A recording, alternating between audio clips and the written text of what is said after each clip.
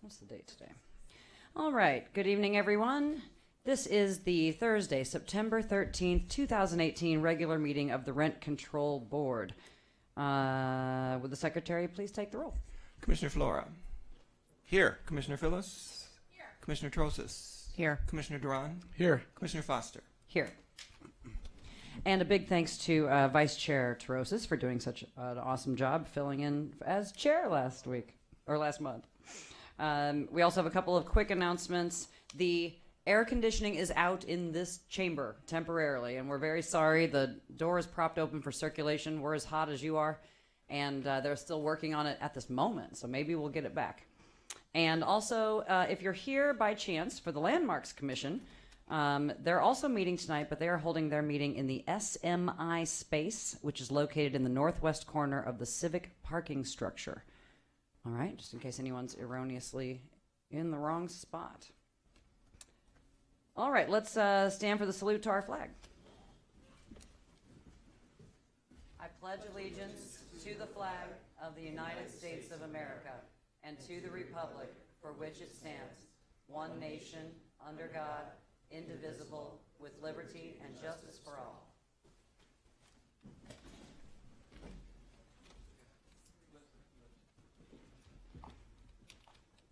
All right, if everyone could take a quick look at the minutes, and I will abstain because I was not here.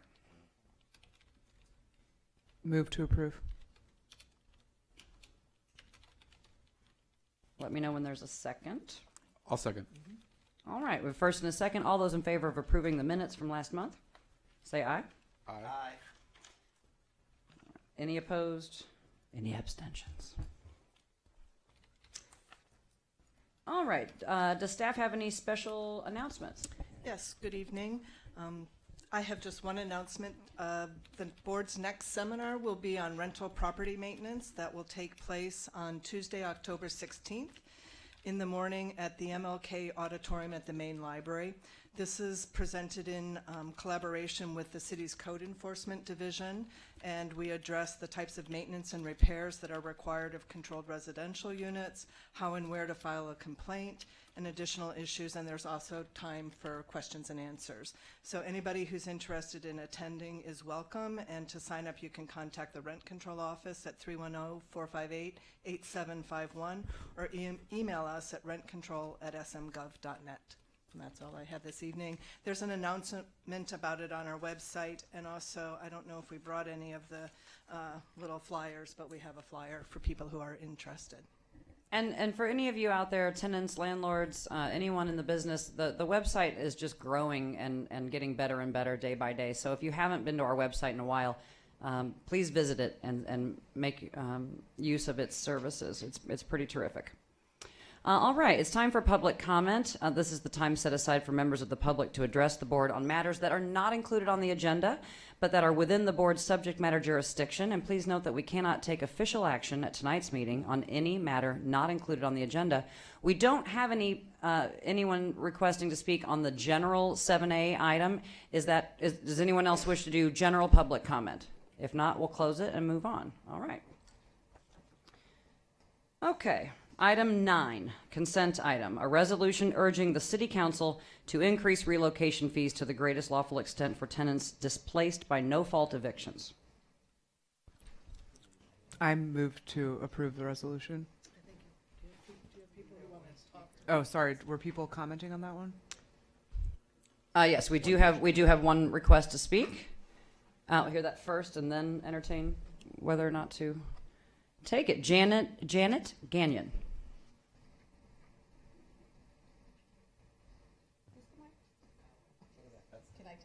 Yes, swing it right over towards yourself. I know some people don't want the mics touched, so. Good evening, Janet Gagnon from the Apartment Association of Greater Los Angeles. We represent the mom and pop owners. The majority of our members own 10 or fewer units. We represent 10,000 owners throughout LA County, including many in Santa Monica.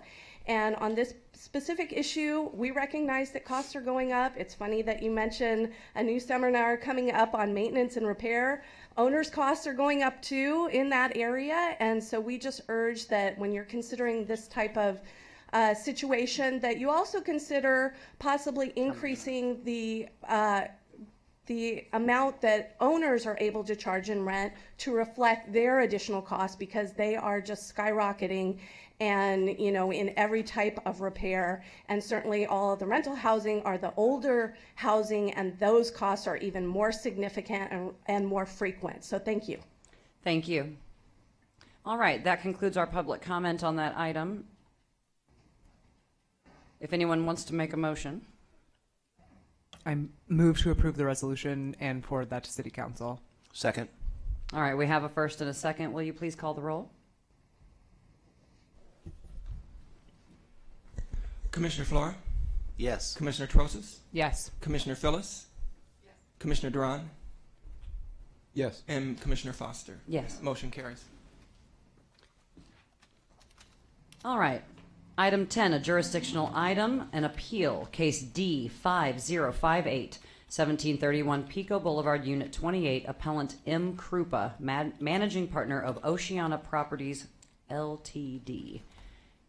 May we have a staff report?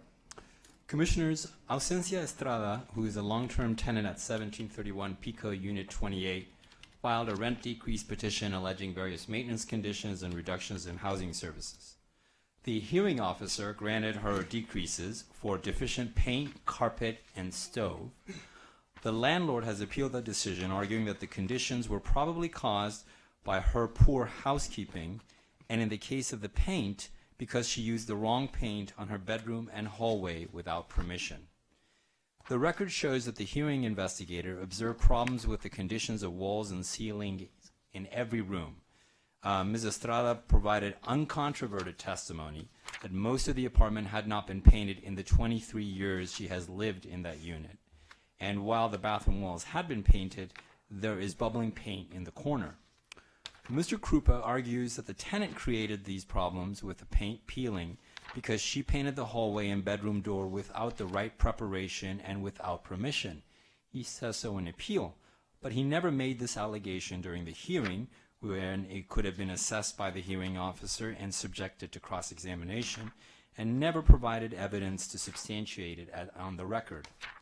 The record that's being reviewed on the appeal by the board supports the hearing officer's conclusion that the paint on the walls and ceiling are deficiencies that have not been repaired by the landlord, who is responsible to maintain the conditions, and that this warrants a rent decrease. The record also shows the carpet to be stained, rippling, and fading in some areas, while darkened in others. Ms. Estrada testified that she had the carpet professionally cleaned and keeps a rug over it to keep it cleaner, but that the owner has not changed the carpeting in the 23 years of her tenancy. Mr. Krupa argues that the condition of the carpet is, quote, probably caused by poor housekeeping practices and unprofessional carpet cleaning, but he provided no evidence in the record to substantiate this claim, and that record supports the hearing officer's conclusion that the landlord has failed to maintain the unit's carpeting and that a rent decrease is warranted.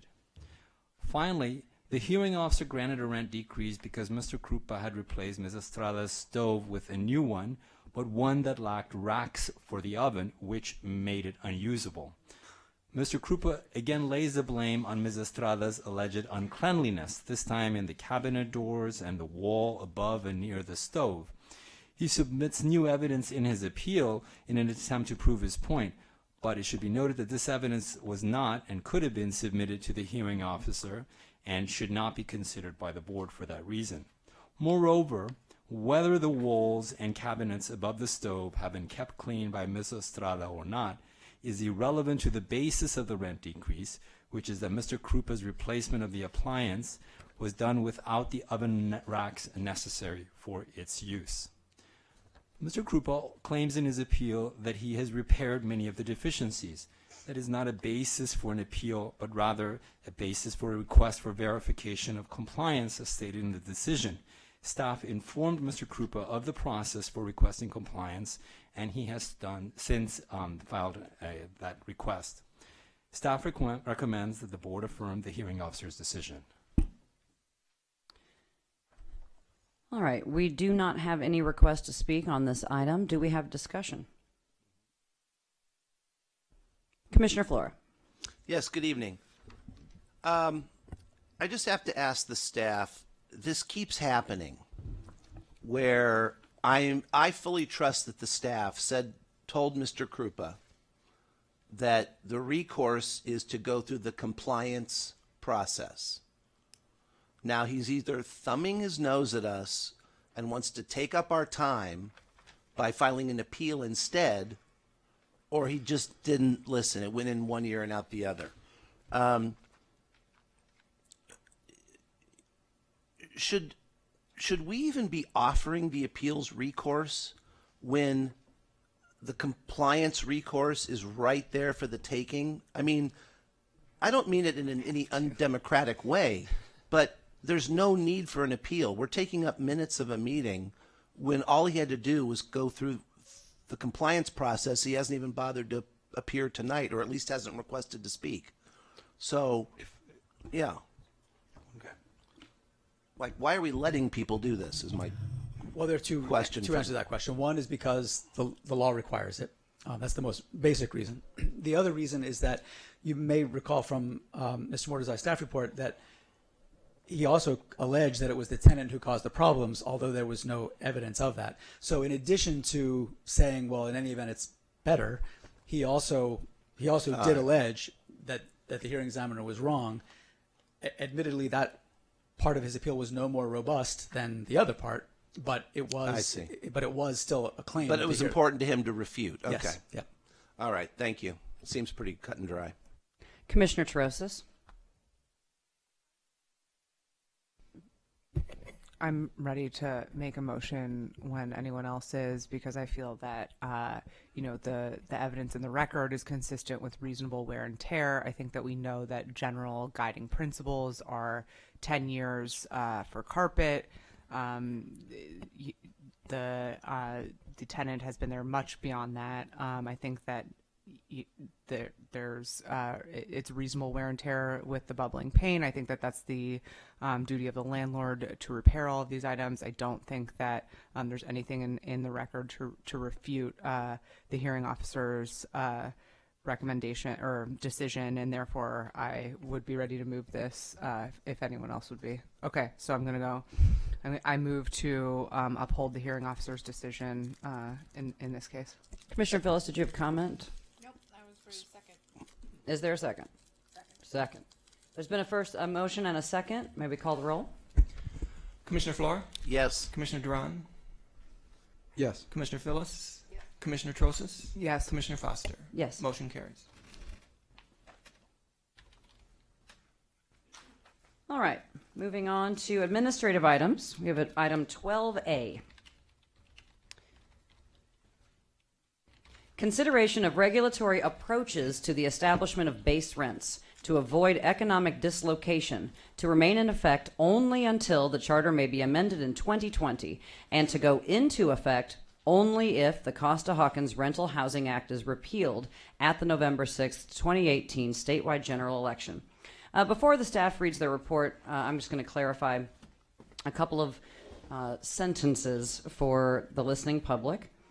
I know there's been some confusion in the community as to what would happen if Prop 10 passes and Costa-Hawkins is repealed.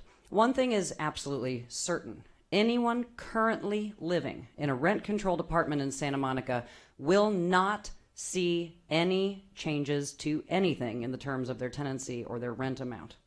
You just received a change in your rent for September 1st of 2018. If you remain in that unit, it will stay the same until the next adjustment in August and September of 2019. There's been a lot of confusion about that in the public, on the internet, in the press, and so we just wanted to clarify before we start.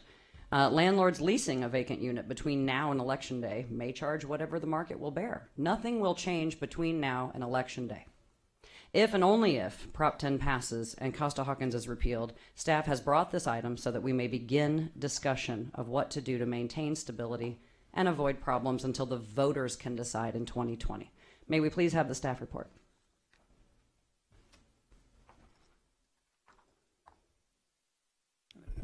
Yes, and before I begin, I'm losing my voice a little bit, so I apologize for my frogginess. I know that it's somewhat irritating to hear. It's irritating to me to have. I'm sorry. Voters will decide on November 6 whether to repeal the Costa-Hawkins Rental Housing Act, which will occur if a majority of those casting ballots vote yes on Proposition 10. If a majority votes no, rejecting repeal, then our rent control law will continue after the election just as it is now. If they vote yes, their doing so will satisfy a desire that the board and many Santa Monicans have harbored for 23 years, the repeal of a state statute that limits local government's ability to control rents. But that repeal could create a problem to which our rent control law, as currently drafted, provides no clear solution. Tonight, the board will discuss how best to create such a solution. But before getting into that, I want to be clear about one very important fact which Chair Foster has already mentioned.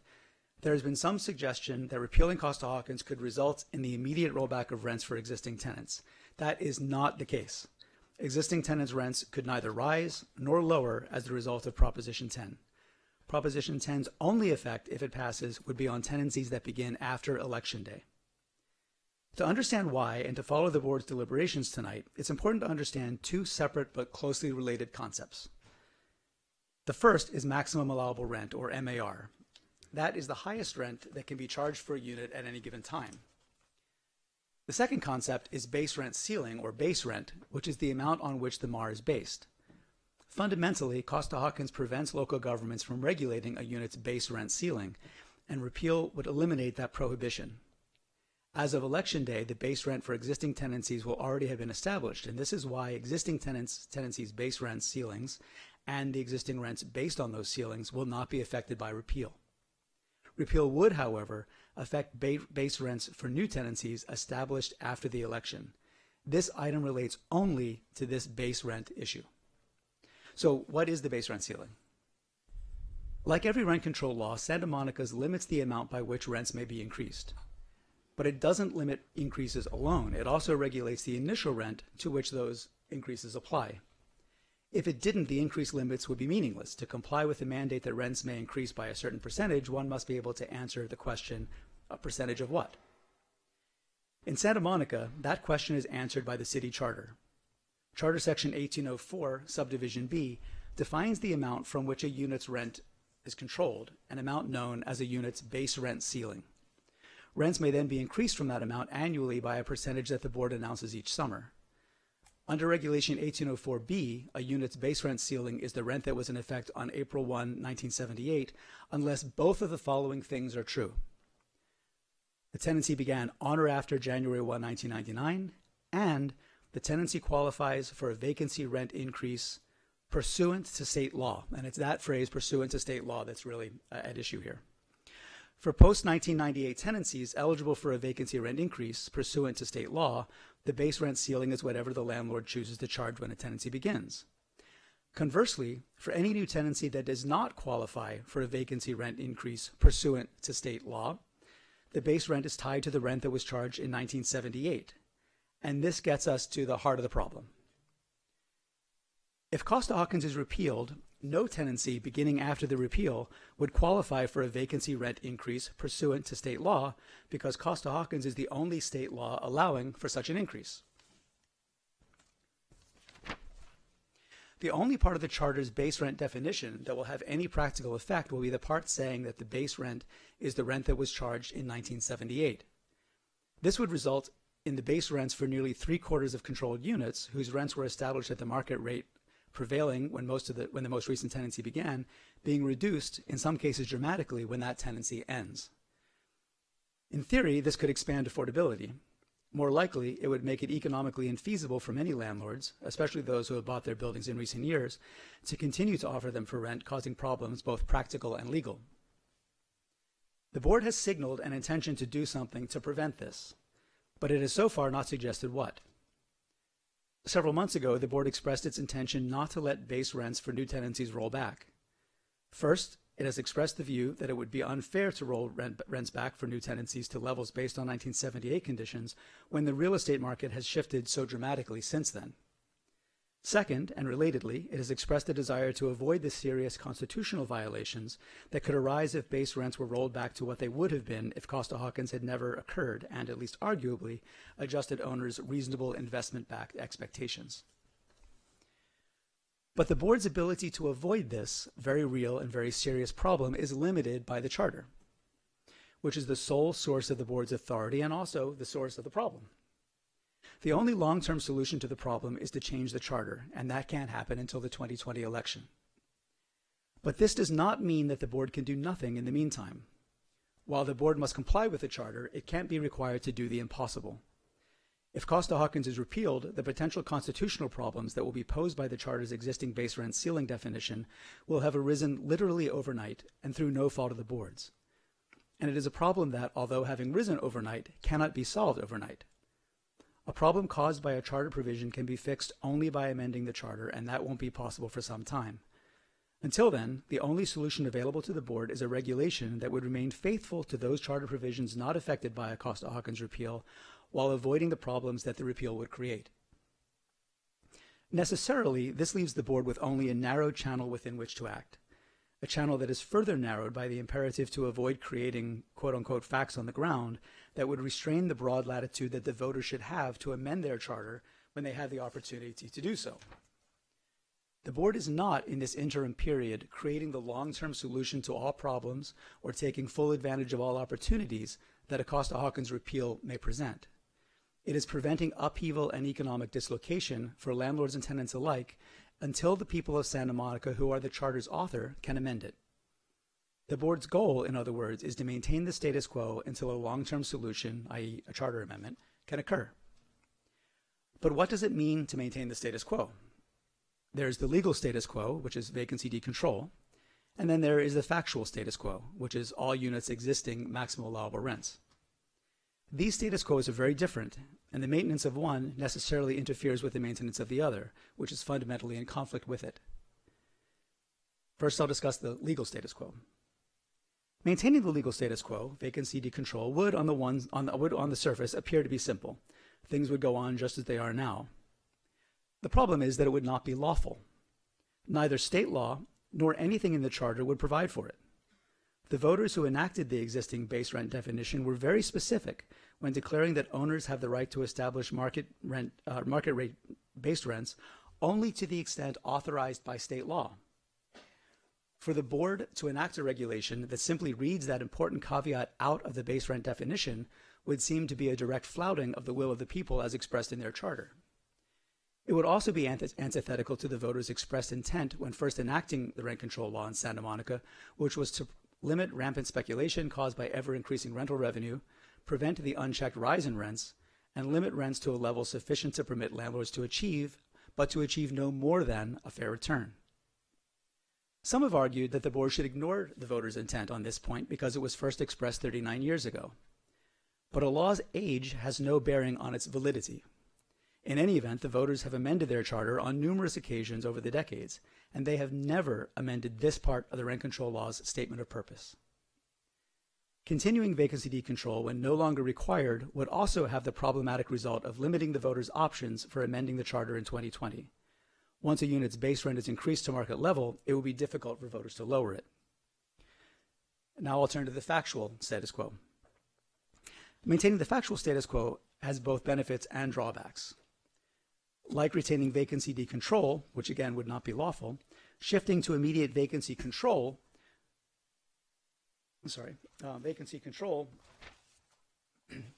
with base rents remaining at their current level has the virtue of simplicity. Unlike continuing vacancy decontrol, freezing base rents at their current level would also have the virtue of fidelity to the charter. But retaining the factual status quo might present some problems. The board has already heard from landlords who say that they have invested in rent-controlled buildings occupied by enough long-term tenants that they are currently operating at a loss. But these landlords have explained they did so with the understanding that their state law right to establish a base rent when those tenants voluntarily leave would eventually allow them to at least break even. If they are deprived of some kind of relief, there is a possibility that at least some of them will take their properties off the rental market. And this leads to the possibility of some kind of hybrid approach. The problems posed by maintaining either the legal or the factual status quo might make it appear that there is no really good way to proceed. But the board need not choose between letting base rents rise as high as the market will bear and freezing them at their current level, or still more problematically, allowing them to roll back.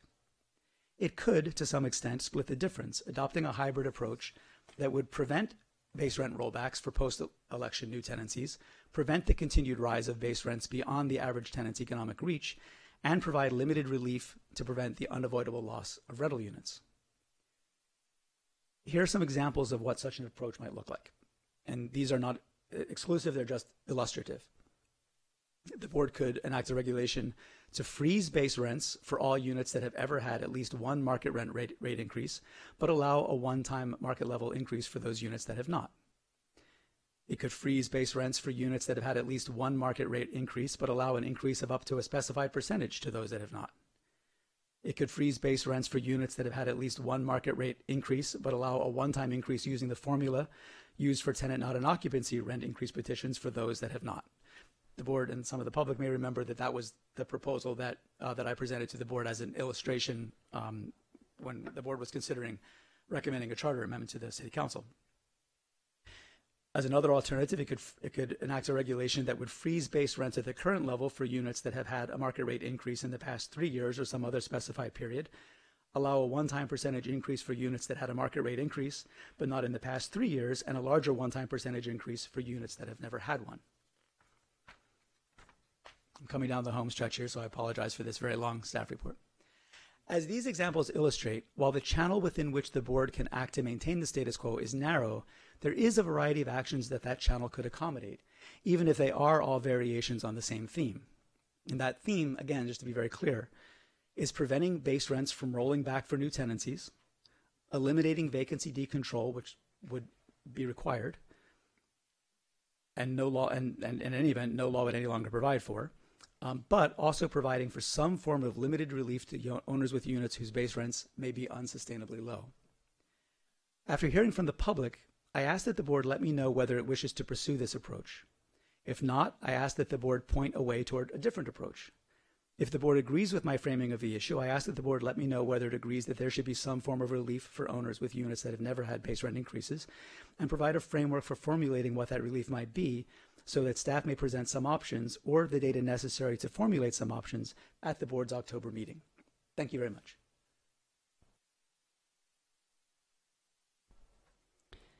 Thank you for that report. So if there aren't any questions specifically for staff, we'll move along to public comment. And as you make your public comments on this agenda item, please remember to restrict your comments to the issue of base rents in this item and not on topics outside of the agenda item, as we are not deliberating on those topics tonight. We welcome your thoughts on the process, and we are here to listen. Michael Millman, you have requested 3 minutes. After Michael will be Janet, Mark, Pat Kramer, and Jay Johnston.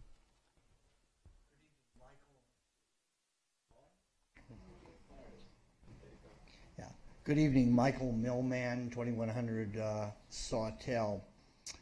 I want to compliment the chair and the general counsel on their exceptional and outstanding presentation of what the issues are, and to relieve the public at large and others about a lot of false narratives and fear and anxiety about what could or could not happen, so I compliment you. You'll have to say it 1,000 times to overcome their anxiety and fear. My problem, and I'll go back very shortly, was when I chaired the Mar Vista Land Use and Planning Commission or Committee for the council, we always had good outreach. So when we had a controversial issue in Mar Vista, we had buy-in from the neighbors, from the other people, and so when the council eventually passed something or a resolution up to City Hall, we had support in Mar Vista for it.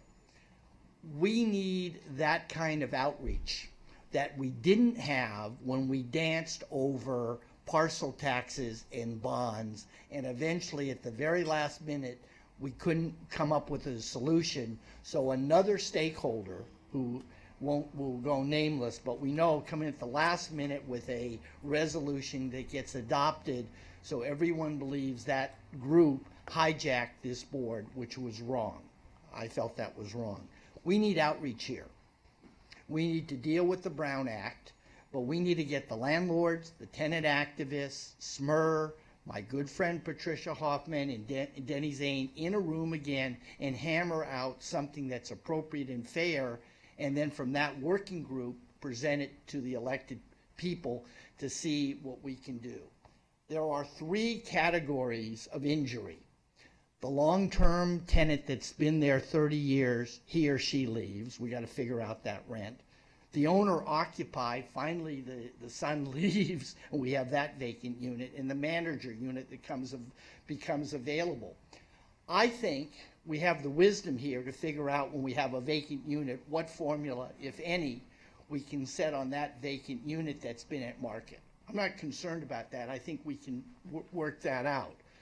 One time we had a proposal of having districts, certain values north of Montana, certain values in Pico. That thing, in my opinion, was bankrupt because my good friend Matt Millen has units by the college that he puts in $40,000 worth of beautiful stuff to fix them up, and I've got buddies north of Wilshire that have neglected their units for 23 years. And the ones north of Wilshire were going for $2,100, and somebody set the values down by the college at $1,000. That's not right. Some of your numbers came by excluding Patricia Hoffman's, community court because they were too low. So I think we need outreach to make this work. Thank you. Thank you, Mr. Millman. All right, next is Janet Gagnon. Is it Gagnon? Yes, thank you. Mm-hmm. So I feel a little bit like Groundhog Day because a similar issue came up in June, and it was discussed and decided, hey, we're too far out from November 6th. We don't know if Prop 10 is going to pass or not. Let's just push pause and figure out what's going to happen. Now we are 8 weeks before November 6th, so it's right around the corner. And again, we're raising this new issue saying, what if? I really feel that this is very premature and only courting a lot of unnecessary hard feelings between owners and tenants about a very unsure future of whether this is even relevant or not. And I appreciate all the creativity that staff has done in coming up with all of these multiple variations of how this can be solved. But really the core question is, do we need to solve it? And do we need to solve it now? And what the staff report clearly shows is we don't have to solve it now. In fact, the law and the courts would give you time to address it if Costa-Hawkins is repealed and Prop 10 passes in November. You would have that window, we could have that discussion, and we'd be in a real world with real facts instead of playing the what if game. So I would urge this commission to really just push pause again until after November 6th, and then we can talk about realities instead of just playing what ifs. If you are going forward with this tonight, I would urge you to maintain the status quo of vacancy decontrol. I know there's a lot of status quo talk. Vacancy decontrol until the voters of Santa Monica can vote on this as a charter amendment, which staff says is required for a permanent solution. Our members, the mom and pops, are a majority of retired seniors, and to change the rules on them and pull the carpet out from under them last minute because of a change at the state level is unfair. That they should have that time between November 6th, if it passes, through the 2020 ballot to make the necessary changes that they need to make for their lives. Otherwise, you're putting a lot of seniors in jeopardy as well as their tenants. Thank you. Thank you. Mark Mualam. How'd I do? All right. Okay. Thank you. I try. You have 3 minutes, sir. Thank you. Good evening. My name is Mark Mualam, and that's what I said. It was really close. Firstly, I would like to thank the Rent Control Board for everything you guys do. Rent control. Other one. There we go. That makes sense. Rent control brings people the peace of mind to know that their rent's not going to go up an exorbitant amount year after year. And it also gives tenants the abilities to speak out against landlords' wrongdoing without fear of reprisal. So it's absolutely a system I support. However, I own a property, and I put my blood, sweat, and tears into it. I've lent a lot of money, borrowed a lot of money, and I've put a lot of money into the property. And I'm worried that I know the current leases won't change, but if those tenants were to move out, and there would be some kind of cap on what I could then rent the units for, would it have mattered that I did all these improvements to my building? I tried to be the best landlord I could. I tried to make everything as nice as possible and hope that I would get a little bit more return. And slowly, eventually, I would pay myself back. But if vacancies are capped, there would have been no economic incentive to do any of that. And I feel like I would have made the mistake to make any kind of improvement in my buildings, and I should have been a slum landlord. So we should keep an economic incentive to renovate units. And again, when it talks to the kind of improvements we do when we renovate units, it's not just about the buildings, it's not just about the landlords, it's also about the working professionals. I know I hire painters, contractors, cabinet makers, hardware floor refinishers, and I work closely with a lot of them. They're all worried that if renovations ended, because there'd be no economic reason to do so, that they could all lose their livelihood. So vacancy control is an interesting idea, but we just have to approach it very carefully. Thank you very much. All right, thank you. Pat Kramer, you have 3 minutes.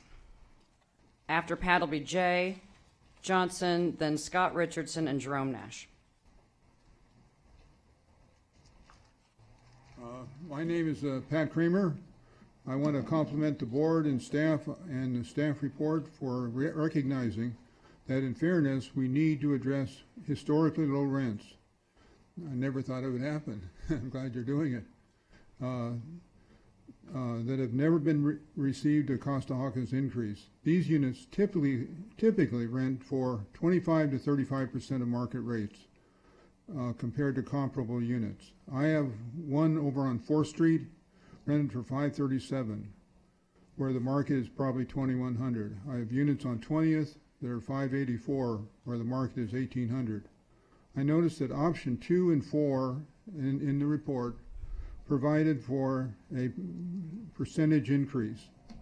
And start looking at numbers. If you say 50% increase, round it off to say you have a $600 rent. You raise it 50%, you're $900. You raise it 100%, you're $1,200. That's a no-brainer. That's a no deal for me. It's a no deal for owners. I have a HUD list. They give you $1,930. Why would anyone rent for $1,200 when you can get $1,900 from HUD? So it should be market for those units that are historically low. Never had an increase. I would like to also compliment you on clarifying that the base, not only you're establishing a base, but you're establishing a base date. So if I understand you correctly, you're talking about no rollbacks, and you're talking about the election day, November 6th, or some other date after November 6th, but not earlier. That is certainly good news. The report states that the goal is to maintain the status quo, page 4, preventing upheaval for landlords and tenants. Consequently, I am concerned about 3 owner groups: small building owners. Small buildings sell for, the rent, they're a place for owners to live. They are also sold for land value. And what you have to be careful with these small owners is you don't drive the prices down where it's worth more as a land site. And that's what I'm concerned. If you don't recommit to not changing the status quo and keeping 3 units or less, make it clear to owners that that's not going to happen. And maybe it is going to happen, but I'm as a warning, don't do it. The second area I'm concerned about is condos, especially Torquay units. I'm not talking about $1 million condos on Ocean Avenue. There are many reasons why in an association things are rented. I have to move for health reasons. I want to live near a grandchild. I want to go to Europe. So don't. Thank you, Mr. Kramer. Okay. Jay Johnson, then we have Scott Richardson and Jerome Nash. Jay Johnson, 601 9th Street in Santa Monica. Trying to wrap our heads around this issue is a major challenge. I think this is the most major challenge that I can remember in the history of the rent control process within the city since, at least when we moved here in 1987. I would point at 4 things because I'm looking at the situation holistically, the total picture. Number 1, working groups. We need stakeholders involved in small meetings to discuss subject that whether it's a historically low, whether it's a retrofit, a number of areas. But working groups, I think, of different stakeholders would really help the conversation. This process here at the dais is difficult sometimes. Secondly, a serious look at the increased petition process with an effort to create it as an incentive, not a detriment, which it is now, as proven obviously by no one applies for increased petitions. A restructuring of the increased petitions. Without getting into the details, a working group could deal with that. As you know, the federal law has changed, the Treasury Department about write-offs in the year in which paid, et cetera, et cetera. There's a whole concept, as we've used before, about exemptions for low-income and otherwise financially unable folks that could be fed into the whole concept of how do we restructure the increased petitions. This would create some incentives for landlords not only to do the work, but also to have slightly higher. Thirdly, the subsidy program. Now, Commissioner Phillips, who recommended recently a recommendation by the Rent Board to go to council and ask for more money for the in-place tenant program on the landlord's voucher, a terrific idea. I've signed up a two-bedroom unit, which by the way is $2,600 on 2 bedrooms and $1,930 on 1 bedrooms, in process of 3 or 4 others. That when we talk about the freeze concept, each one of the concepts starts with the word freeze, and no matter what formula you use, unless that number gets up to $1,930 on a 1-bedroom, $2,600 on a 2-bedroom, landlords, I would argue, in many, many cases would go to the Section 8 housing, and it would not solve the problem. We're talking about the open market. It would be going to Section 8 people. Lastly, a refocus on lowering the costs. If the rent control board with cooperation through the planning with the building safety department could work on lowering some of our costs, and there's some interaction with the county assessors as well, but lowering the costs would be of operations and repairs and maintenance, and without going all the details, another working group could deal with that. I can name a number of them. We would then be able to say, look, your operating costs are lower and you have an increased petition. You could, even though the rents then are going to be perhaps limited in the future, you've got a couple of areas that you could make things make much more sense. The elephant in the room is a retrofit process. There's a vast denial going on among landlords in the city. That's the bell. On retrofit, we need a working group on retrofits as well to stop the loss of units, of which we've lost 10,000 units since 1979. Thank you, Mr. Johnson. Thank you. Thank you. Scott Richardson, you have 3 minutes. Hi, everyone. I really have 2 major points to make. One is I really appreciate the memo from the General Counsel. I think it gave a good overview of what you guys are thinking. In terms of the legal status quo versus the voter status quo, I really think you have to think about doing no harm. I think it's a really good mandate for you guys to think about, in my personal opinion. In doing that, if you keep the status quo of vacancy decontrol, you have no victims. Landlords, of course, are unchanged for the next 2 years until we actually have a vote and we can figure out what needs to happen. But also there are no victims in terms of tenants, since it doesn't affect any current tenancies. All you're talking about is hypothetical residents who may be moving in.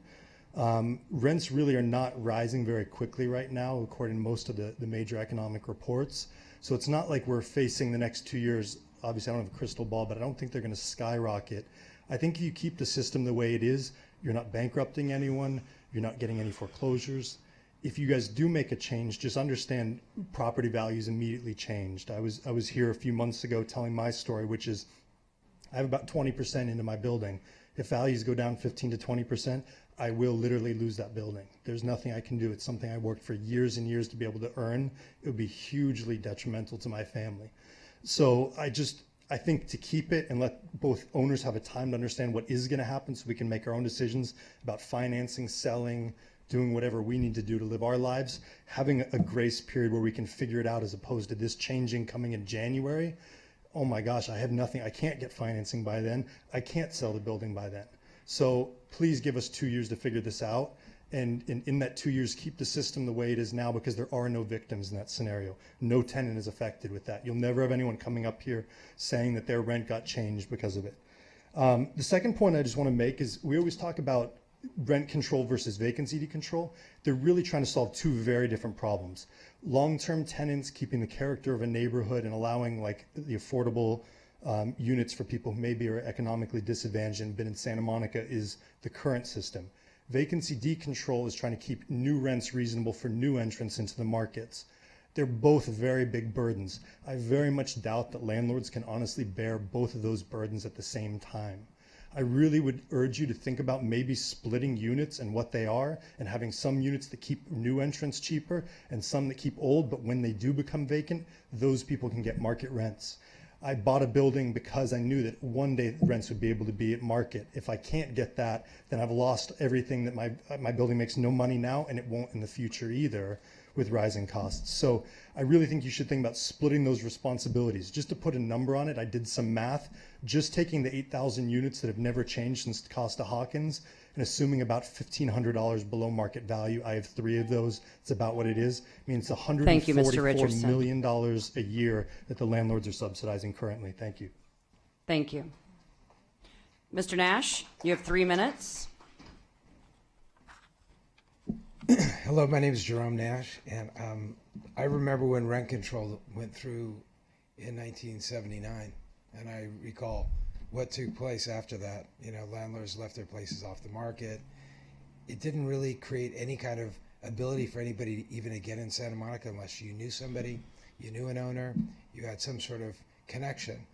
And it was just quite debilitating. And the other thing that I really want to bring up is I'm just afraid of giving a lot of, especially the small buildings, really no way out to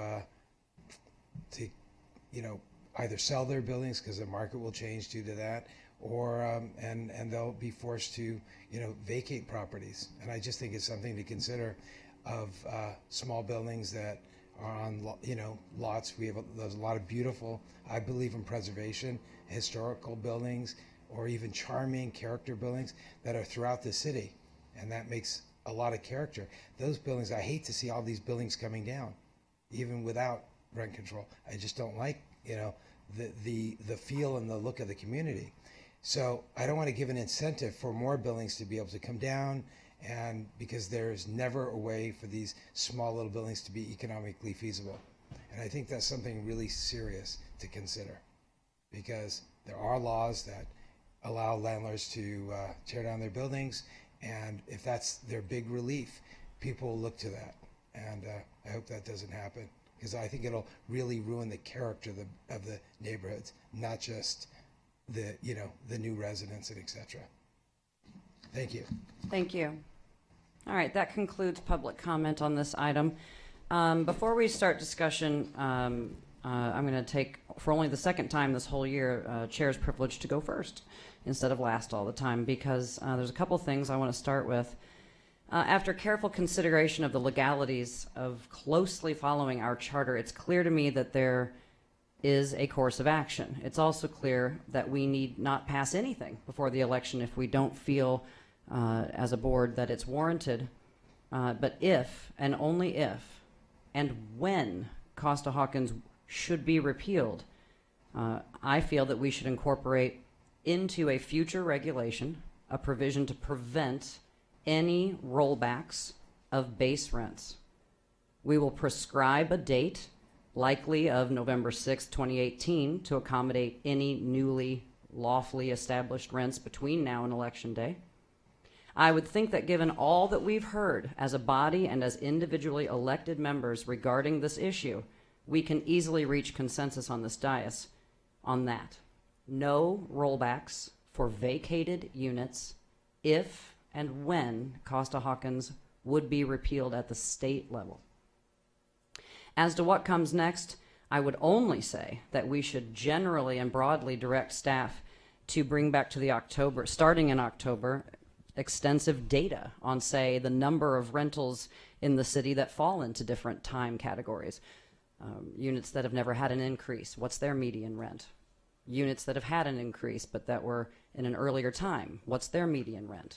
Units that have turned over and established new rents in the last 5 or 6 years, what are those median rents? we can start looking at things. It's not irresponsible or a waste of the city's time or resources to begin to prepare with data that we have readily available to start to look at what to do so that we may do it more quickly and not belabor the issue for months and months should Costa-Hawkins be repealed. So tonight I am prepared to find consensus around this dais to, at the very least, have staff start to prepare some language for a future regulation for us to look at regarding no rollbacks of rents should Costa-Hawkins be repealed. All right, Commissioner Flora. Thank you, Madam Chair. And I first want to thank our speakers and those of you in attendance tonight. I think that the tone and the thoughtfulness of the comments is first of all very much appreciated. Clearly, and I'm pleased to sort of witness that our assurances that no one on this dais wants to roll things back to 1978 has gotten out there to the public, because the people sitting in the audience tonight seem a lot different than the audience in June that was pretty ready to tear our faces off. And I think that I really want to agree with some of the, well, with almost all of the comments that Chair Foster just made. I would say that I think what tonight really should be is an acknowledgement that our staff, what tonight really should affirm, and let the word go forth, because a lot of voices tend to try to gin up a lot of activists to believe we're trying to do this to you or we're trying to do that to you. I really think that tonight should just be to reaffirm that we are not going to let anything roll back to 1978 for starters. Right there, the line has been drawn in the sand. And that beyond that, our staff has presented us with some thoughts and with some options of how we could go forward. I would caution my colleagues to not enter into a discussion the merits of those options. There is a campaign going on right now, and I do agree with the speakers and with many of the people that wrote us letters, and we did read them, who agree that it would be premature to do so before the outcome of that election is known, and it might be a disservice to the time that we spend in service to you all to talk hypotheticals. Mr. Lewis and the staff have presented us with a framework of options. I think our job tonight is to say thank you. We understand that there's a course or a various options by which we could act after November 6th, but that we do not engage in a discussion of the merits of these options, but that we only do what Chair Foster has suggested, which is ask for additional information in October, and that anything we pass should only go so far as to say there will not be rollbacks to 1978, so that that is codified and so that no conspiracy theories or distrust can be spread throughout the land. That is my thought on this. Thank you. Thank you, Commissioner Flora. Commissioner Phyllis.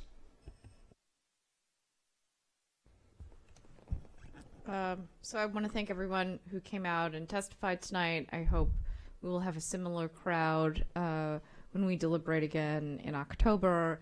And I hope that on a going forward basis, we will be able to meet with community members and build coalitions and think about thoughtful solutions that engage a variety and a hybrid of some of the strategies outlined by staff and some other strategies that may be brought forward at a later date. I think I'm in agreement with my colleagues that, or at least my colleague Commissioner Flora, that I think we need to take this very cautiously, very carefully, and only act on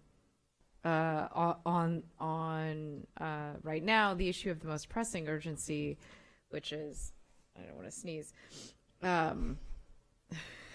Sneezing is permitted. It's permitted. The prevention of rent rollbacks. We've all committed to doing that. I think we've affirmed that on multiple occasions, and I think that that's something that there is widespread community support for to protect the integrity of the rent control law. However, between now and 2020, I think there's a lot more work that needs to be done on any potential changes to the rent control law, and I think we need to hear from a lot more community members. We need to hear from a lot more housing providers. We need to hear from a lot more tenants. We need to hear from a lot more people in our schools community. We need to hear from a lot more people in order to really engage on any meaningful strategy. And so I think we need to do this in a deliberative fashion. And the first step is making sure we don't have rent rollbacks.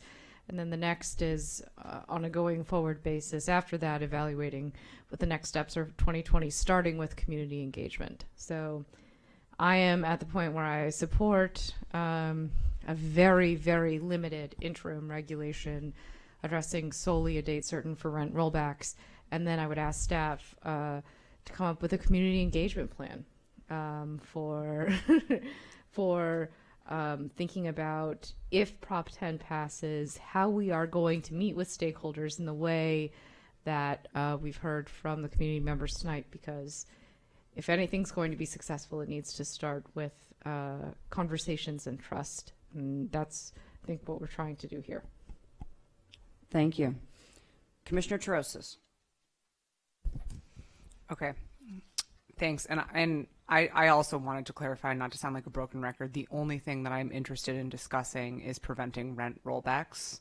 I know a lot of things were touched on tonight. That is the limited scope of what we're discussing here, and that's the only thing that I really want to discuss. And I actually want to thank staff for helping us to put a proactive plan in place instead of waiting until taking the wait and see approach in November to see what happens, and then, caught on our heels trying to come up with something while we are facing the very real legal possibility of rent rollbacks. And I think that we don't want to see that for economic dislocation purposes for landlords. We don't want to see any sort of concern or chaos for tenants. We're doing this in an effort to stabilize the community, give people something to expect, and make sure that there's no uncertainty associated with what might happen if, in fact, a repeal is passed in November.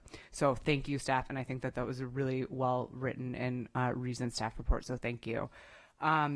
I, too, no surprise, think that we need a very careful study to prevent the negative consequences for both landlords and tenants.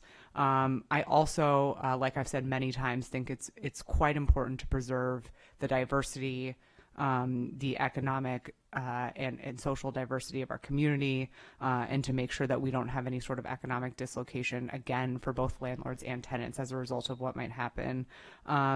We know that we have approximately 7,500 units as of the end of 2017 that have never had a vacancy since Costa-Hawkins was passed. That's about 27% of the total of all of our units. That information is readily available in multiple staff reports that have been put forth. And staff does an excellent job of keeping track of all of this. The questions that I have, just because that was asked, what kind of questions or information we'll be looking for. How many units as of today, or as of the current time, have never had a vacancy increase? I understand that it was around 7,500 as of the end of 2017.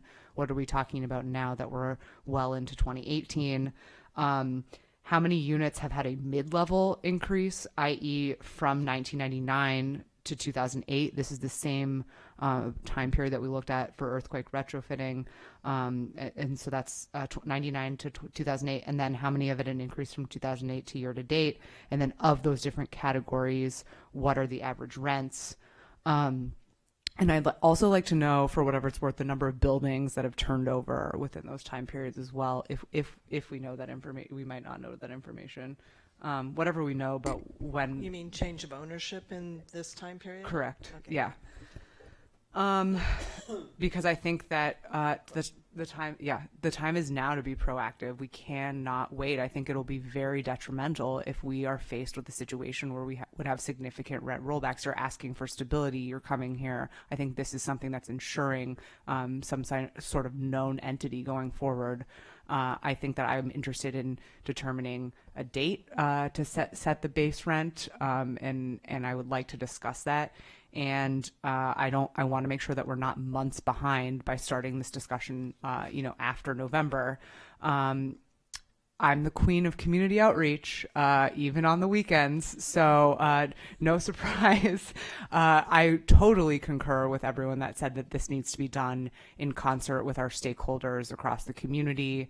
Like I've said before, I love to hear from everyone. I'm never going to say no to a meeting. I'm happy to have anyone approach me with their thoughts on this. I want to hear everyone's thoughts. I think this board wants to hear everyone's thoughts. I was very impressed with our outreach, social media, and engagement strategy last time we tried this. I would love a robust set of comments so we can hear from everyone. And just so it's clear, I do not want to peg rents to their 1978 base rent levels. I want to ensure that we are preventing that from happening and just give staff that direction. So thanks, and thank you all for your hard work. Commissioner Duran?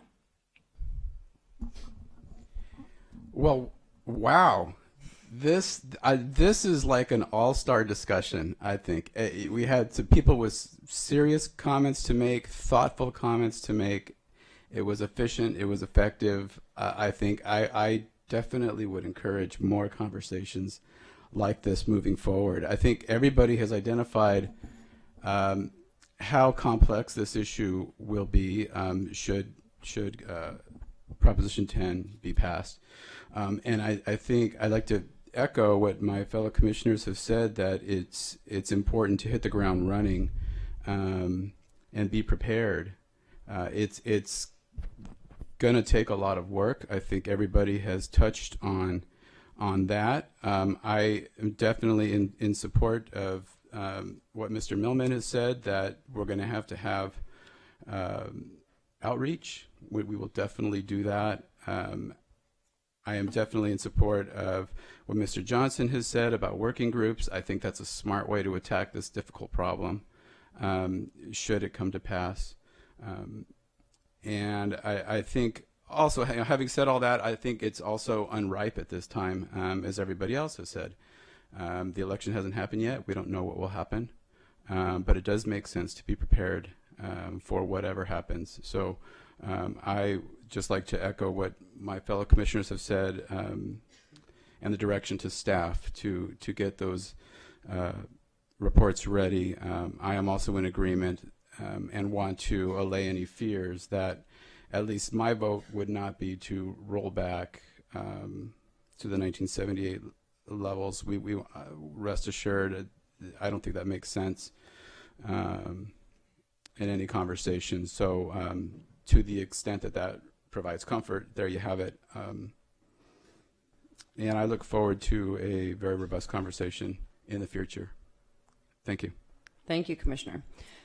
So not to sound too vague, but I would also like to ask staff to, for October and for in the future, I think staff understands just as well as we do and just as well as the community does what kind of information we're going to want to talk about in the coming months in preparation for the election, and then should it happen, we can move quickly if we have good information to start these community meetings with.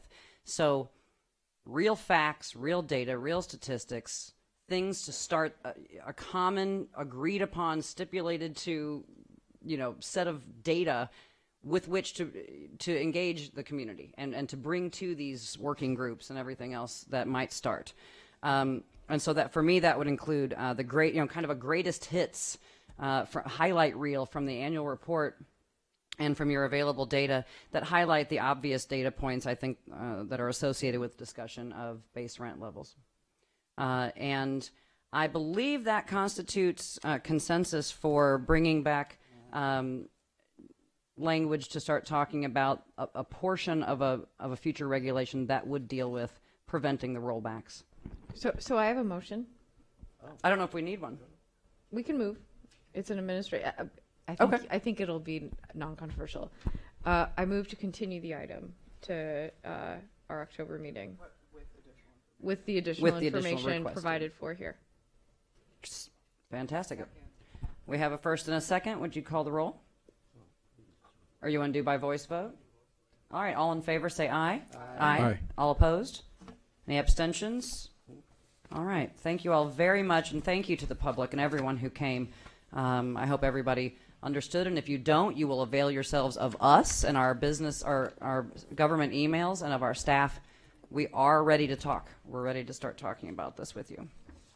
Thank you very much. All right, moving on. Item 12B, request for approval to add limited term hearing officer and hearings investigator positions to allow for overlap time with retiring employees. Hearing examiner classification title change. If you all could please keep silent as you exit the room so we can continue with business. Thank you. We have a brief staff report. Good evening, Commissioners. Good evening, Commissioners. Staff is requesting that the board add 2 limited term hearing officer positions and 1 limited term hearings investigator position to the fiscal year 2018-2019 budget. This will allow the agency to recruit for and fill these positions this fall to replace 3 members of the hearing staff retiring at the end of December 2018.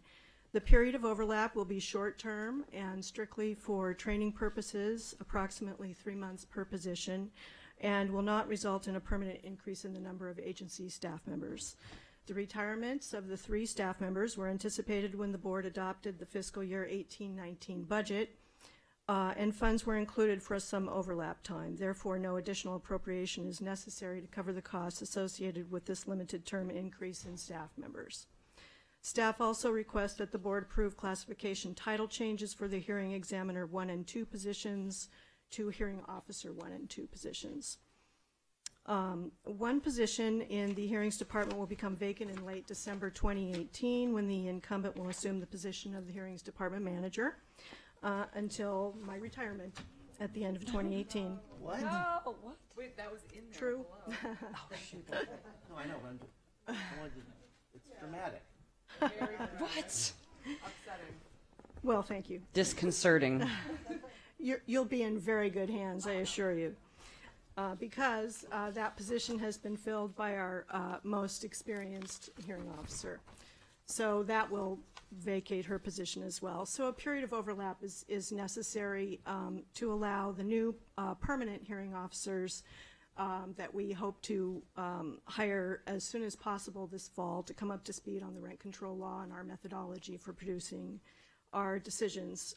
And it will allow the staff to sit in on hearings and become trained by the more senior hearing officers before they are gone. The fiscal year 18-19 budget includes 1 hearings investigator position, and that position will also be vacated by the end of 2018, and so we just need the overlap time in order to hire a hearings investigator this fall and have some overlap period. The attached revised labor summary shows the addition of these 3 positions. Once the existing employees retire, we'll return to the board with a second revised labor summary, returning the number of hearing officers to 3 and hearing investigators to 1. And as I said, we don't anticipate any financial impact for this overlap, and so it's not necessary for the board at this time to appropriate additional funds. Additionally, we're requesting that the board just approve the following classification title changes from hearing examiner 1 to hearing officer 1 and hearing examiner 2 to hearing officer 2. I don't think I need to go into the details of that there in the staff report. And do you want me to continue with the second item? So the hearings investigator is retiring, and we felt that it was time to update the classification specifications for that position because they haven't been updated since 1987. So we took some time and feel that the new classification specifications reflect the current job duties for this position. So staff recommends that the board approve the attached classification specification for the hearings investigator position. Thank you. All right. Discussion, Commissioner Flora? Yes, I only have one question, and then I'd like to move both items. Ms. Regalado, we're over the last 8 years, would you say that your last 8 years with the board have been the most enjoyable or at least the most interesting of your many years with the board? Ms. Regalado, you don't have to answer that question. I'm not adding any particular correlation. You're under no obligation to answer that question. I just wanted to throw that out there in case you wanted to answer. They've been very interesting. Most interesting. Okay, that's what I thought. She said very, not most. With that, I'd like to move that we pass both items 12B and 12C. So moved. Oh, I mean, second, yeah. All right, that's a motion and a second. We call the roll, please. Commissioner Trosis. Yes. Commissioner Flora. Yes. Commissioner Phyllis. Yes. Commissioner Duran. Yes. And Commissioner Foster. Yes. Motion carried. And we thank Amy for her service and don't want her to leave. Thank you. All right. 12C, approval of revised classification. Oh, that was included. Included. Moving on to item 14. 14A, Commissioner Phyllis and Vice Chairperson Terosis would like the board to consider recommending to the City Council that property owners' claims of price gouging related to earthquake retrofitting costs be investigated. Additionally, should the board encourage the City Council to offer incentives and financing options to encourage retrofitting compliance? Finally, should the board reiterate to City Council the position stated in Rent Control Board Resolution 17-005 adopted in December, recommending that City Council consider ways to provide or to arrange for low-cost financing for owners who require it to undertake city-mandated earthquake retrofitting. And we do have one request to speak. Would you like to hear that first? All right, Janet Gagnon. You have 2 minutes.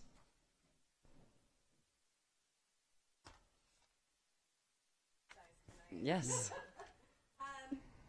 I just wanted to speak on seismic retrofit. We are involved in a lot of cities, so we're seeing this across multiple cities. West Hollywood, when they passed their seismic retrofit ordinance, originally did not have a pass-through. This year they are putting in a new pass-through, and they will be voting on that next month because they realize that the seismic retrofits are costing the owners huge amounts of money, and the small mom and pops can't handle it, and they're going to sell out, and those buildings are going to be razored and turned into condos or luxury apartments, but lost as affordable rental units. So they are moving forward, and I'd urge this body as part of this to look into that, consider it. The second part is you might want to also consider that there are timeline problems. Pasadena and Culver City are both looking at doing seismic retrofit ordinances right now. And what I'm hearing from the city of LA, because their compliance periods are starting to come closer, is that the providers of this work, the seismic retrofit companies, are 6 months behind.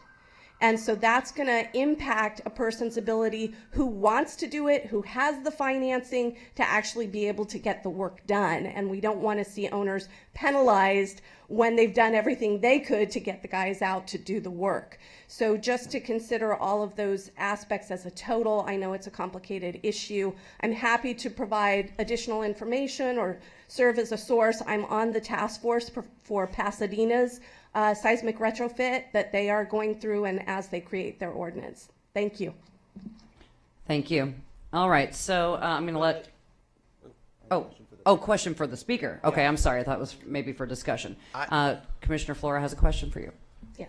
I feel like maybe we haven't done a good enough job at this because we ultimately decided we were going to go with the hardship waiver. Do enough mom and pops, because we want them to come forward with the hardship. If they say, look at the numbers. I need a pass-through or I need some assistance. We're going to have a little bit of discussion about loan assistance, and I don't want to steal the thunder from my other commissioners, but do you feel your members are aware of the fact that we said, hey, come to us with a hardship waiver if you need to, and if we get, a couple hundred hardship waivers, we'll process them. Yeah. But do they feel do they know about that recourse? I think they are aware of that, and certainly the city of LA also has that as part of theirs, but they are owners, at least, who are small mom and pops. Keep in mind, they are not professional managers. They are not, real estate professionals. They're just regular folks who bought a small building, and they just feel that applying for those types of waivers is very burdensome, and they just don't think they understand the process or how to do it. Now, maybe more workshops, and we're happy to have those. We do our own programming for our owners on site and do fair housing and do all sorts of things. So we're happy to partner with that. But that's their problem, is they're just not at a level that they can figure all of that stuff out. Staff would like to weigh in. Yeah. Commissioner Flora, are you referring to the board's individual increase petition when you refer to hardship? Because if an owner has to do the retrofitting and then would not be making a fair return as a result of those costs, they could petition for an individual adjustment. I think that's what you're referring to. And maybe I used the wrong terminology, but that they could claim hardship and then apply for the increase. Right, and then we would do this net operating income analysis compared to the return in 78 and the return on the property currently. So that is available to owners who would not be making a fair return. The other thing I just wanted to mention is the timeline of the retrofitting process is fully within the jurisdiction of the City Council. The board has no authority over when the retrofitting needs to be completed. The City Council for the soft story buildings basically is giving owners 6 years to complete the retrofitting. The first 2 years is to get the structural engineer's report to determine whether or not the building needs to be retrofitted, and then another 4 years after that to complete the retrofitting work. Some owners are undertaking it now, and that's great, because the more safe buildings we have, that's wonderful. But not everybody has to complete it immediately, and I too have heard that from the people in building and safety that some owners are mentioning that there are not enough contractors available, but the board has no ability to generate contractors who will be able to do this work. And I just wanted to make it clear to the public who might be listening that the board doesn't have control over the timeline. If people have concerns about that, it's appropriate to address the City Council. All right, I'm going to let Commissioners Phyllis and Torosis introduce their item. So I'm a little concerned that this item has gotten away from us a bit. I'm sorry. I apologize. But no, it's okay. The scope of the item, as I think Vice Chair Torosis and I had originally envisioned, was primarily focused on the financing issues and communicating with City Council about that primarily. And I think Vice Chair Torosis can clarify. But one thing I want to make super clear is this is not an opportunity to revisit seismic retrofitting pass-throughs in Santa Monica, because unlike in other jurisdictions, including West Hollywood, the board has determined under the charter amendment that we don't have authority to pass through seismic retrofitting. We do have this individualized rent increase petition process, but seismic retrofitting pass-throughs are of a fundamentally different nature in Santa Monica as a charter city and under the language of our specific charter. So that's part of the reason why I think I'm hyper-focusing on these financing options, because we realize that there are some significant limitations on pass-throughs, but we had made a recommendation, I think, when we addressed this issue maybe 8 months ago, that City Council consider financing options, low interest financing options beyond just PACE. And I think that, at least as far as I understood it, it was kind of premature at the time because the rollout of the retrofitting program was relatively new, and we didn't really have a sense of what the costs would be, the number of engineers, the availability of contractors, and now I think we're seeing both that costs are an issue and the actual availability of contractors to do the work is an issue.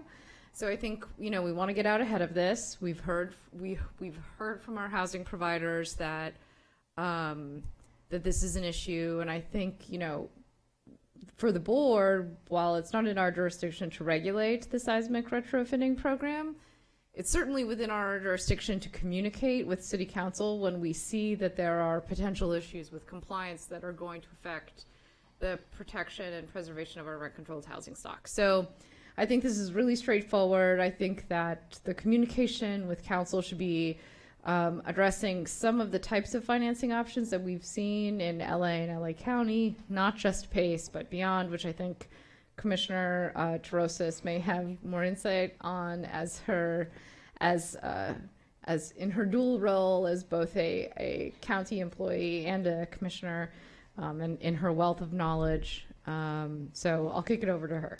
Can I ask a quick clarifying question before you move on to another part of the topic? So what form in your mind does reiteration to council exactly take, since we already did what form do you so I can frame it while I'm listening to you talk about it? So I would request that council provide us with information about what they've considered in terms of financing options, and if they haven't considered any specific financing options, when they would be agendizing it so we can actually go and communicate with them at that time. So you mean like a staff to staff interaction? I think exchange it of could start information? with a staff to staff interaction, but I think it should be actually going to council members too. Because I think a lot of council, there was confusion before. I think there was some confusion even among staff that, well, they not yet deliberated on it yet. So does that mean they're passing on it, or does it just mean they haven't considered it yet? Or, you know, I know that council's agenda is exceptionally full. So sometimes it just takes a reminder of saying, look, this is an issue. We've identified this issue. As a reminder, we talked about it 8 months ago. Can you please give us an update? Because things are, you know, starting to raise even more red flags. Commissioner Tarosis? Yeah, I mean, I think that I'm concerned that, you know, we sent something, it's a piece of paper, it's sent to council, they kind of put it in the stack of 500 pages, and they never really consider it, because I'm not, you know, casting aspersions on city staff, but they felt like other things were more urgent. They just didn't address this. So I would agree with Commissioner Phyllis's request that we get some sort of update back from City Status Council on this. And I just want to clarify that I don't know that we would be in this situation if people had retrofitted in the first place when they were supposed to. Mm-hmm. So, I mean, now the landlords are coming. I appreciate that all of the landlords, you know, are requesting assistance. I want to be able to give what we can within our purview. But again, you know, this wouldn't necessarily be an issue if people would have done it when they were supposed to do it. So, in any event, I think this is a consumer protection issue on all sides, and I think that's why I'm particularly attuned to this, because there are many instances of price gouging across many industries, and yes, I think you're seeing an opportunity where multiple cities, including the largest city in the county, City of LA, is requesting that this be done, and there just aren't enough contractors to be able to do this. So then what happens? You have these exorbitant costs that are being charged, and premiums that are being put on this. So that's problem number one. Then the second problem with that is, what happens when you have these new contractors who don't have expertise in doing this just all of a sudden pop up and say, well, I'm going to take advantage of this. I'm going to start performing this work. And they might not necessarily be someone who could be qualified to perform that work. So that's a problem. And then for these small mom and pop landlords, like we've heard multiple times, there is difficulty with securing the appropriate financing with low interest rates because of the cash flow issues in the buildings, the number of units, etc. And I don't think that doing the right thing should be equated with being charged a premium or not being able to afford the interest rate or the loan that you've been given. So I think these are all problems. I think City Council needs to care about the health and safety of our residents in rent-controlled housing stock, and all of our residents, quite frankly. So if they do, I implore them to think more carefully about this, about both the consumer protection issues, about the fact that we need a list, as far as I'm concerned, of minimally qualified contractors to perform this work, so we don't have these fly-by-night contractors popping up and preparing to do the work when they've never done it before. And then I think we also need some safe and affordable financing for these people so that they can be able to acquire some low-interest loans. So I know that PACE is kind of held out there to be the be-all, end-all. I don't necessarily see that as the perfect solution. In fact, that has its own issues associated with it. I really would ask City Council to explore the possibility of creating some sort of pre-qualified list of contractors. Not that City Council is endorsing them, to say that these people are minimally qualified to do this work. They've been pre-screened. Potentially they've been doing this work for the last few years, and they didn't just pop up yesterday. And I really would like a report back on that from City Council as to what, if anything, we can do, because again, like Commissioner Phyllis said, we do not have the authority to authorize these pass-throughs, and since we don't, we need to come up with some other options to incentivize this work to be done quickly, kind of for the safety of everyone that's living here. And I find this to be very, very important and urgent. Thanks. Thank you. I have a couple of questions. A couple of questions for staff. I think you've both been totally clear in your goals and the facts surrounding them and what you're looking for. Tracy, can you sort of reiterate for our listeners and for our housing providers who might be listening, reiterate, please, because I attended a couple of these sessions with you.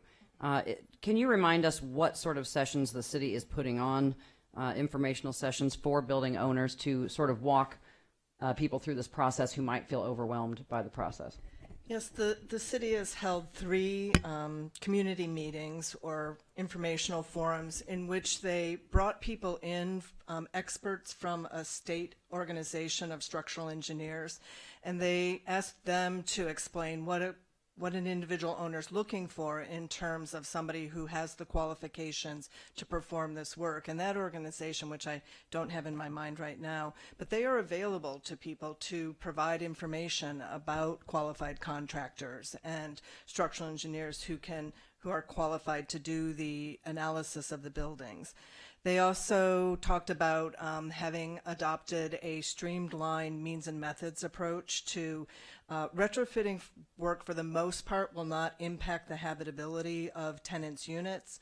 The work can be done exclusively outside for the most part, but they're so they talked about that and talked about what might be done. Sometimes parking spaces might be unavailable for short periods of time, but they tried to allay people's fears about the extent of the interruption of the seismic work. We had representatives there to answer questions. Mr. Costello went to a couple of the meetings, or at least one of them, as did the 2 of us. So I think it was primarily to answer questions and to provide some expertise about what people are looking for in terms of contractors, and to hear what people's concerns were, which they responded to with the simplified means and methods plan, because it won't impact habitability. They have a series of yes and no questions that makes it easier for owners to fill out and for tenants to know what to expect. And you know, smack my own hand for bringing this up again, but you know, the rent increase petition process, it is codified into law. It's a formula. It's a mathematical formula that staff and landlords are required to go through step by step together with staff assistance as needed. And it is not something subject to the whim of the rent control board or politics or anything else. And if anyone is interested in seeing, you know, a change in the way landlords are given a fair return, then they should talk to the voters of Santa Monica at some time in the future. And I don't think it's fair to insinuate that the board is trying to do anything except help any landlords who might need the assistance of our board of our agency staff to get through this process. And if indeed there is a hardship, of course our staff wants to hear about it. We don't want people to have undue hardship. So that's why Commissioners Phyllis and Tarosis have brought this item. That's why we are pursuing information from city staff that is separate from our staff. And we really hope people are listening and believe that we want to help in all sides of the process. Commissioner Flora. Thank you, Madam Chair. I want to commend my colleagues, Commissioners Terosis and Phyllis, for raising this issue tonight. Commissioner Terosis mentioned that sometimes a letter can get lost in the big city council binder. But truth be told, we need to send a formal letter to the council. That's kind of how certain things are done. It makes it official. And I do think we need a letter. And I don't think we need to just be nudging and asking questions. Hey, what are you doing about this? I think the letter needs to be, hey, we are asking you again to please consider financing options. We hear there's a lot of difficulty going on out there for housing providers, particularly small business housing providers. We would like you, not are you going to, we would like you to offer low interest loans. I mean, not asking questions to see what they're doing, but to remind them this is what we expect. And I think there needs to be a letter. And by the way, I would also ask, so I would ask my fellow commissioners' support on the fact that there needs to be a letter. It needs to not just be questions, but it needs to be affirming statements of what we hope for and expect from our city council on behalf of these housing providers with regard to retrofit. I would also posit, and I would hope that we could get some support for, at least a request for the city to consider zero interest financing. They mandated this. They really shouldn't be profiting from it. So I think that we need to go to the city manager and say, with this letter, we hope the city council will consider directing the city manager to offer low interest loans, in fact, even zero interest loans if possible, for our mom and pop landlords to be able to afford this retrofitting process sooner rather than later. I hope I have some support for at least getting that letter out there in a more forceful fashion.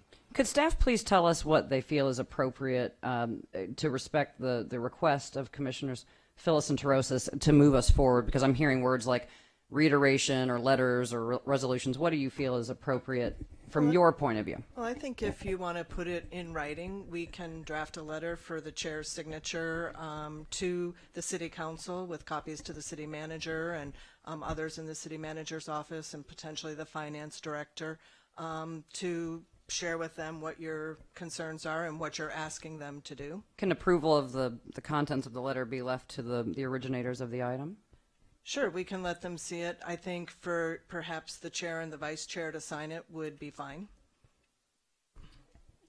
Do you have as a letter, it would come. That's what I've offered. Yeah, absolutely. Is it okay if 3 people then are involved? No, go. Oh, sorry. All right, Commissioner Phyllis. So, look, if this letter is going to take another meeting to get done, that's seems unnecessary. It would happen often. Okay, so And 2 people should sign it. I mean, I'm fine with. I have no objection to our designated leaders of the board and presiding officers, whatever the appropriate term is. I'm not being eloquent. I have no objection to that. I would like to look at it, but no, no objection, obviously, to the presiding officer signing the letter. I think that's been the right. So, and yeah, I'm going to yield to council. There's no reason why the board itself cannot write the letter. What about a 5-signature letter? Yes, I mean, there's no Okay. the staff does not have. I mean, we draft resolutions and things for the board to sign, and we can do a letter for you as well. But it sounds like the board knows what it wants to do. If it wants to designate someone to write the letter and bring it back next time for a vote and signature, you can do that too. All right. I mean, there's no. I'm just saying we don't. I don't. Do we have to wait a month? I think if you want all 5 signatures, you'd have to wait a month. If you wanted to do it as 2 individuals, you could go do it. Right, because the board can only act in concert in public. Right. And so, if you want staff to write a letter that comes from staff saying the board said this, you can do that. But it sounds like that's not what you want. It sounds like what you want is a letter from the board as the board. All right. How about this? I refer drafting of the letter to an ad hoc of. Okay, no, I would volunteer to draft the letter and bring it back to the meeting of. Do you see? Okay, and bring it back to our October meeting because I would like for it to come from all 5 of us. Is there consensus for that? It's fine by me. Yeah, that's fine. Can I ask a question? Steve, oh, yes. Hold on. wait. Commissioner Duran has, this was related to our earlier question from, sorry. What other things can we do besides drafting the letter? I mean, would it be inappropriate for us to ask council to agendize this discussion at a meeting? Would it be appropriate for them to report back on what the options? Like, why can't we? I don't really feel like we can't direct them, but we can definitely ask them. No, I mean, I just feel like, great, we're going to do another letter. They're never going to pay attention to that. I've individually talked to the council members, and I don't feel like their staff is giving them adequate. I don't know, information. Yeah, go ahead. Please. By far the most effective thing to do is to go to a city council meeting and address them in person. That's what various council members and board members have done here, and that carries a great deal more weight. And there's no reason why you cannot or should not do that. The only alternatives, as Commissioner Phyllis said, you certainly cannot direct the council to do anything or the council staff to do anything. And even asking that they do that in that sort of formal way may not be a productive way to proceed, in the same way that the board would likely, I would think, take offense of somebody saying, hey, we don't think you're doing your job right and we want you to do it differently. But the board has identified very serious concerns that the public has agreed with, that we may know, and that you have closer because of your role, you have a reason to be hearing about. Right. And so the question is there something more effective you can do? I believe that the most effective thing to do is to go in person to the city council and at a public meeting and say that publicly. But the other options are writing a letter that you're talking about now that's signed by all of you, or drafting a resolution. But that's already been done. We already sent a resolution that came as a result of a vote of the board. And you could also invite, rather than sound like you're saying you're not doing something right, but invite the board, I mean the council or council staff to just give an update on what's happening. I invite that. I have a proposed compromise. Commissioner and I Duran. will yield to Commissioner Duran, but I think I have an idea after Commissioner Duran. That's fine. Commissioner Duran, you have the floor. Thank you. So they say that it takes 3 times for people to for something to sink in, and so I'm sure that all of the council members are watching us tonight. So that's the first I'm time. sure they are. All of them. With bated breath. And the second thing is, I think I was going to say earlier, look, I trust staff to write a very well-written letter to send. I didn't necessarily need to have my signature on it. I think we've all heard the thoughts that have been very thoughtful tonight about the issue, so that's fine. But if you want to wait till next meeting to get all of our signatures, I'm happy to do that too. And so I say let's go with the letter. Oh yeah. So the first is they're watching us, and so they heard us. The second is the resolution that we passed, and the third would be the letter. And for good measure, the fourth, if any of us want to speak at their meeting on a public comment, I think that would be totally appropriate and send a strong message. And with the rest of my time, if I'm on a clock, I will yield to Commissioner Phillips. You're not on a clock if you're not finished. Go ahead. No, I'm finished. All right, Commissioner Wait, am I getting? No, I'm next. I just want to Just a moment. I just want to We'll get to clarify. it. I wasn't saying just send a letter. I was saying, in addition to we know the city council members. In addition to approaching them, in addition to speaking at a meeting, I'm just saying.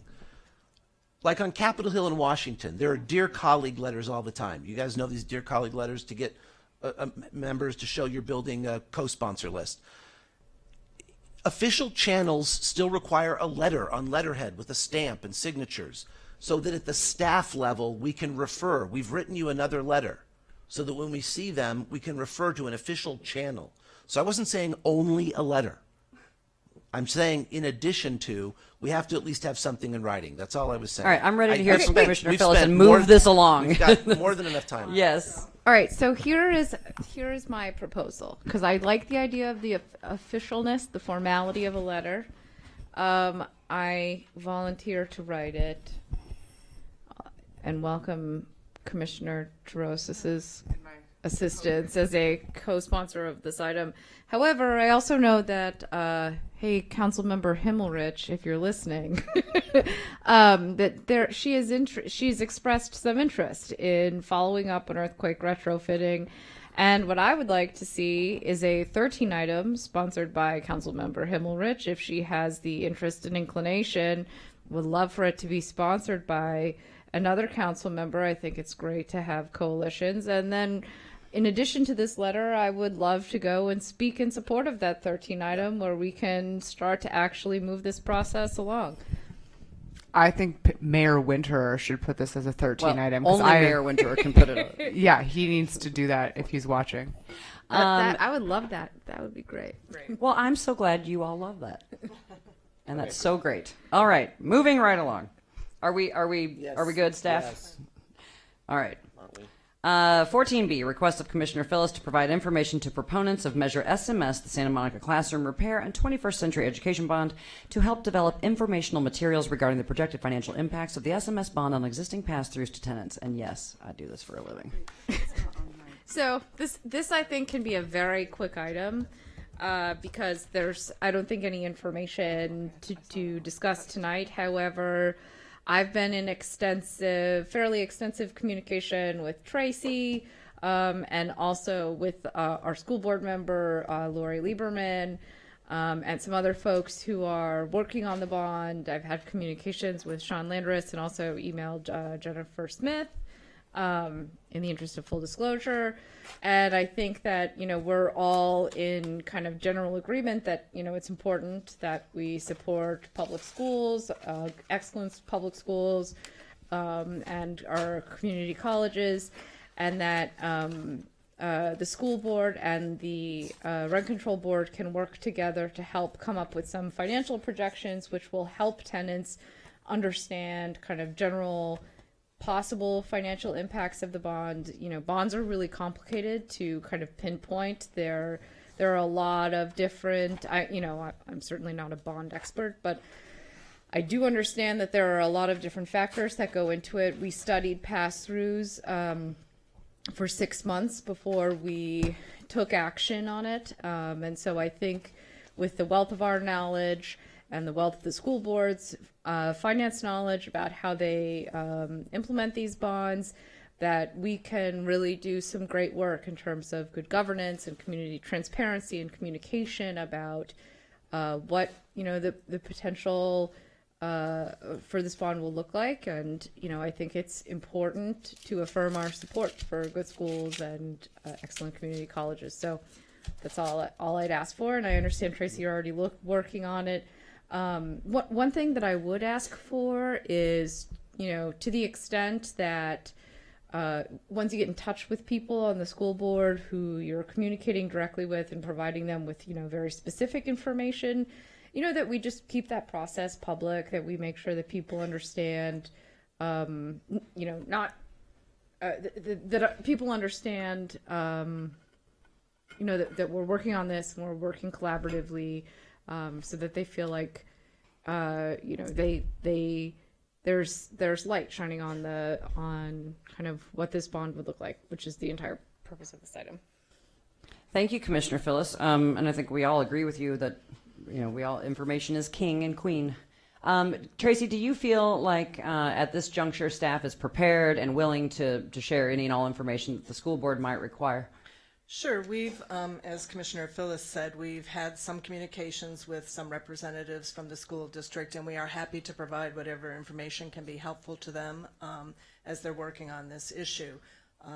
So we've opened those lines of communication, and we will certainly share whatever information we have. And the one additional point that I would ask is, that the board follow up with the district. I realize that the communications are open, but just, if we haven't heard anything, please do follow up with them, because I think there are people who are eager to try to get this information, and I realize it's going to be a collaborative effort.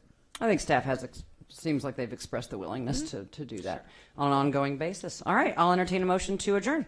Motion to adjourn. I move to adjourn. Second. All those in favor of adjournment? Aye. All those opposed? No.